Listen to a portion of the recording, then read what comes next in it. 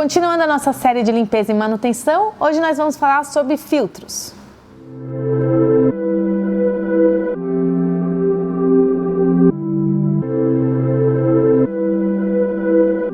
Oi pessoal, continuando a nossa série sobre limpeza e manutenção, hoje a gente vai falar sobre a limpeza dos filtros. E claro, o objetivo dessa série de vídeos é ensinar, como a gente faz a manutenção dos aquários para que eles fiquem cristalinos, equilibrados e que a gente tenha pouco trabalho. Agora, focando sobre a limpeza do filtro, a gente não vai falar do aparelho, da limpeza do equipamento em si, mas principalmente das mídias que estão dentro dele e o que a gente tem que substituir, o que a gente tem que limpar efetivamente e como a gente faz isso sem perder muita biologia. O maior problema na limpeza dos filtros é a gente perder biologia. Então, primeira coisa, a gente tem que fazer isso rápido, porque a gente vai desligar todo o equipamento, então a gente não vai ter oxigenação e as bactérias a gente perde antes dos peixes. Então, a gente vai fazer tudo isso e os peixes vão ficar ótimos. Mas quanto mais tempo a gente demorar nesse processo, quanto mais tempo o nosso aquário ficar sem oxigênio, a gente vai perdendo bactérias nesse processo. Por isso que é interessante usar repositores biológicos, eu vou falar sobre isso mais pra frente, quando a gente falar mais de TPA. Mas a gente está perdendo biologia enquanto a gente faz manutenção, por isso que a gente tem que ser rápido e saber exatamente o que a gente vai fazer. A coisa mais simples e prática do aquário e dos filtros são os filtros externos, porque eles vão ter cartuchos onde a gente já vai fazer a troca de dois elementos numa mesma troca, que é, esses cartuchos assim são lã e carvão. A gente vai fazer essa troca mais ou menos uma vez por mês, se a gente tiver um aquário bem equilibrado. Se tiver muito peixe, a gente pode antecipar isso e fazer a cada 15 dias. E se tiver pouquíssimo peixe, for um aquário mais plantado, um aquário que tem pouquinha vida, que a gente alimenta bem pouquinho, a gente poderia até manter isso por mais tempo. O melhor termômetro para saber quando eu troco um cartucho desses é a cor da água. Porque como tem carvão, é ela que garante aquela cristalinidade, que não vai deixar a água ficar amarela e pegando cor, por qualquer coisa que possa colorir a ração, coisas que podem colorir a água. Quando a gente nota o aquário mais amarelado e até um cheiro mais forte, um cheiro de peixe, que não deve ter, tá? O aquário não tem que cheirar peixe, não é porque tem peixe que tem que ter cheiro de peixe. Quando a gente notar um odor é porque o carvão venceu. E é importante retirar o carvão do aquário porque ele começa a soltar tudo que ele tirava e devolver para o aquário. Então esses cartuchos são práticos que a gente só vai retirar ele e pôr um novo. E a gente tem que fazer isso, então é legal quando a gente comprar o filtro já comprar uns cartuchos de reposição, guardar lá para quando a gente precisar trocar. Para quem tem aquários maiores ou canisters, a gente vai trocar o carvão por intermédio desses carvões que você compra solto mesmo. Esse daqui já vem na bagzinha. Carvão é interessante a gente sempre passar uma água antes de colocar, porque ele solta muito pó. Então a gente passa uma água rápida, também não passa muito, porque toda água que passa aqui ele já vai começar a remover coisas, então você vai acabar removendo o cloro. Cloro não tira, mas algumas coisas que tem na água da torneira, em vez de tirar do seu aquário, que é o nosso objetivo. Então passa uma água rápida e coloca lá no filtro. O carvão e a lã são as duas coisas principais. A lã, que a gente vai ter vários modelos, a gente tem essa da Shimiu, a gente tem essa da JBL, que é incrível. Porque ela é muito boa, ela não é friável, ela não vai se soltando. Se você trabalhar com um perlon aí de uma qualidade inferior, você vai perceber que com o tempo ele vai soltando uns fiapos, é até ruim, porque prende no filtro, pode prender no impeller, às vezes fica até no layout. Esses são bem firmes, você não vai perder ele pelo aquário e ele segura muita sujeira. A primeira filtragem, a coisa que mais tira a sujeira do nosso aquário é a lã. A maior frequência que a gente conseguir trocar a lã é melhor, quanto mais a gente trocar, melhor. Claro que a gente acaba não trocando tanto quanto a gente deveria, mas se a gente trocasse toda semana seria bom. Porque como ela segura aquela primeira sujeira mais grossa, se você tirar ela, você impede que tudo aquilo se transforme, se biotransforme em nitritos, nitratos e coisas que o nosso sistema biológico vai ter que tratar. Se a gente tirar antes, ou seja, se eu removesse a lã, que vai juntar muita sujeira grossa, toda semana, por exemplo, a gente vai deixar de fornecer toda essa sujeira que ia virar nitritos e nitratos para o nosso sistema biológico. Então a gente vai dar uma folga ali para as bactérias. Quanto mais a gente limpar a lã, melhor. Até a gente pode lavar e reutilizar a lã. Às vezes não vale muito trabalho, porque essas embalagens são grandes, às vezes a gente usa um pedaço pequeno, não vale muito trabalho. Mas se você lavar e ela continuar íntegra, você conseguir colocar de uma forma que a água vai passar toda por ela, já falei isso aqui também, a água vai sempre passar por onde for mais fácil. Então se você colocar uma lã meio furada, meio esburacada lá, meio tortinha, a água não vai passar pela lã, ela vai passar por onde for mais fácil. Então estando íntegra, você pode reutilizar. Então a gente vai fazer a troca das lãs, principalmente quando a gente vai limpar o filtro, e do carvão. A gente só não usa carvão em aquário plantado, mais top, que a gente faz reposição de nutrientes, pessoa que está um pouco mais avançada aí às vezes não usa carvão. De maneira geral, para os aquários comunitários, para aquários que é focado em peixe, que você tem muito peixe, usa o carvão, que vai garantir cristalinidade na água e retirar o odor. Então, lã e carvão, as duas primeiras coisas. Depois a gente vai fazer uma revisão de esponjas. Tá na moda, eu tenho falado bastante sobre isso, os filtros novos estão focando muito em esponjas, porque esponjas fazem filtragem biológica, filtragem mecânica e são muito duráveis. Todos os filtros vendem por aí as esponjas de reposição. Elas são duráveis, mas uma hora pode não estar tão legal, pode arrancar, estragar uma parte. Como eu falei, ela tem que estar íntegra para funcionar direitinho. Então a gente tem que notar se está certo, se está tudo bonitinho, se nossa esponja está íntegra, senão a gente troca. É um refil barato, que dura bastante, mas que é interessante a gente trocar de vez em quando, se você notar que o seu já não está tão consistente. Tem vários tamanhos, a gente tem que usar o tamanho certo para o nosso aquário, ou comprar um modelo que a gente possa recortar. Esse aqui é um modelo que não serve especificamente para nenhum filtro. É um modelo que é um coringa, dá pra gente usar em samp, dá pra gente usar para cortar para pôr dentro de um canister, dentro de um filtro. Ela tem duas densidades diferentes, uma bem fina, ou seja, que segura muita sujeira. Então aqui na verde vai segurar mais grossa. E atrás, se é mais furadinha, a gente vai fazer mais biologia, porque vai chegar uma água mais limpa, porque a verde vai segurar a sujeira bruta. E aqui a gente vai fazer mais a parte biológica, então ela já é um sanduichinho. As esponjas assim nesse formato de sanduíche, várias camadas diferentes, são bem interessantes porque elas vão fazer colônias bacterianas diferentes. Então isso é muito legal, a gente vai mexer também. Como a gente limpa essas esponjas? Como a lã e o carvão, a lã eu posso até lavar, mas a lã e o carvão normalmente a gente joga fora e põe nova. As esponjas a gente não joga fora, como eu falei, é uma coisa super durável.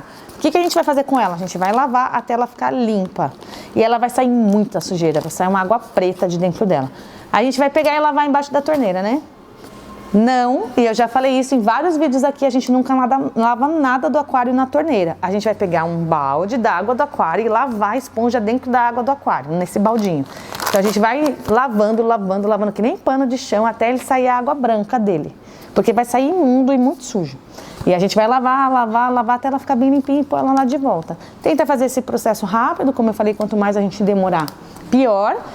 Como eu falei, aquário não gosta tanto assim de limpeza, então vai limpando, você vai ver que a água vai começar a sair mais branquinha, mas talvez nos cantinhos, em algum lugar não vai estar tão limpa, mas você põe ela lá de volta e é isso aí. Também não precisa lavar muito, senão a gente perde muita matéria biológica, né? Muita bactéria mesmo. E a gente vai fazer sempre com uma água do aquário. A gente nunca vai lavar com outra fonte de água. Às vezes vai estar tão sujo que a nossa vontade vai ser realmente levar lá para o tanque e lavar, mas não façam isso porque a gente perde muito. Caso esteja num nível de sujeira tão absurdo, com alga, às vezes forma um lodo, estiver tão nojenta, ou você joga fora e põe outra, ou se você optar por ter realmente que lavar num tanque ou na pia, você vai ter que repor um repositor biológico, porque você vai perder muita bactéria nesse processo. Então, toma cuidado para não ter um rebote lá, limpar tanto o aquário que você dá um strike nele, que a gente fala que é perder toda a parte de ciclagem e reiniciar um aquário que não é novo, mas você lavou tudo, então ele é novo. Cuidado com isso. A gente também tem no mercado umas esponjas que têm outras finalidades além dessa que é filtragem e parte biológica, que tem removidores de outras coisas. Tem uma resina que remove fosfatos, nitratos, amônia. Às vezes você tem um problema aí na sua fonte de água que tem muito fosfato, ou você usa uma ração que não é tão legal, porque as rações balanceadas, as nossas rações da JBL, elas têm pouquíssimo fosfato. Se você não usa uma ração que é balanceada em fosfato, fosfato vai fazer muita alga e é um problema. Então você pode ter que usar uma esponja com removedor de fosfato ou de outras coisas. Isso também é meio coringa, a gente corta e usa no filtro como ficar melhor, como a gente conseguir encaixar melhor lá. Para vocês lembrarem, por exemplo, alguns filtros externos só tem esse tipo de filtragem, a esponja, como eu estava falando. E ele vai fazer toda a parte de filtragem mecânica e biológica, e nesse caso a gente não tem carvão.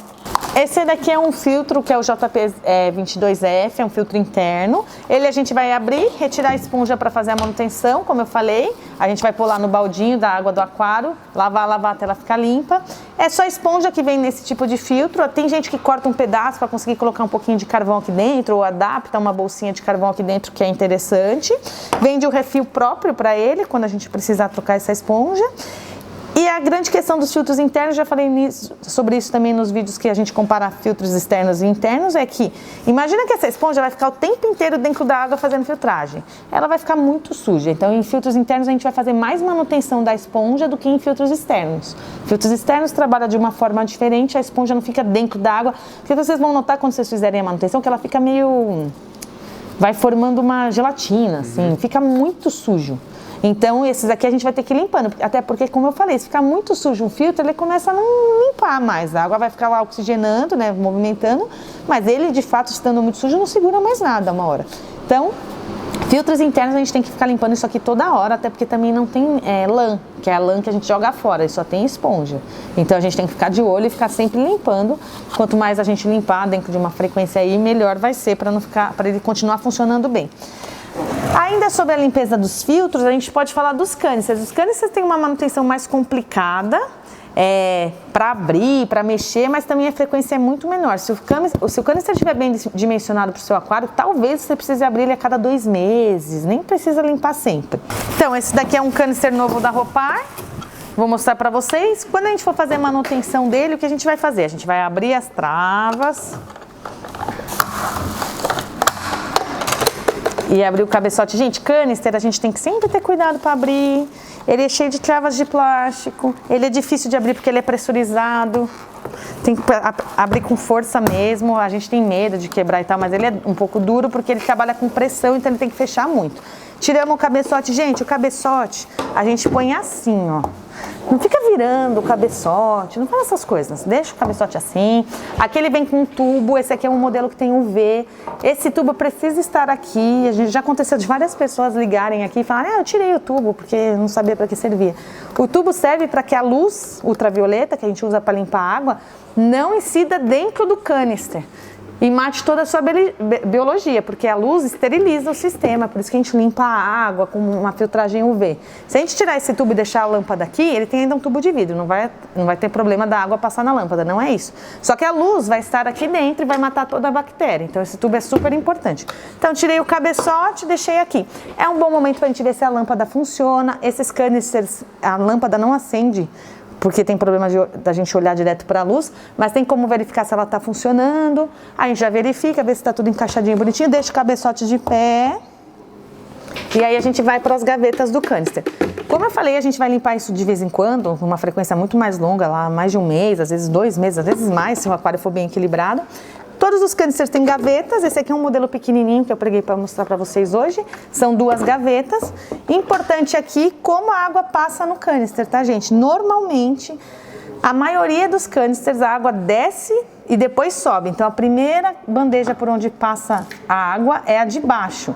Então, embaixo a gente vai fazer a primeira camada de filtragem, que é a lã. Então, a gente vai pôr lã e tal. Depois, a gente vai colocar cerâmica e esponja. Eles vêm montados, às vezes, ao contrário, que é o caso desse. Ele tem primeiro aqui ele tá vendo? Veio assim, ó. Mas a gente vai ter que pôr na primeira de baixo a lã, que vai segurar a sujeira maior. Depois a gente vai colocar a esponja e depois cerâmica. E carvão a gente pode pôr aqui. A melhor água, a água mais limpa de todas, sempre tem que ser a que passa na cerâmica, que é onde faz a biologia, onde a gente quer a água mais limpa.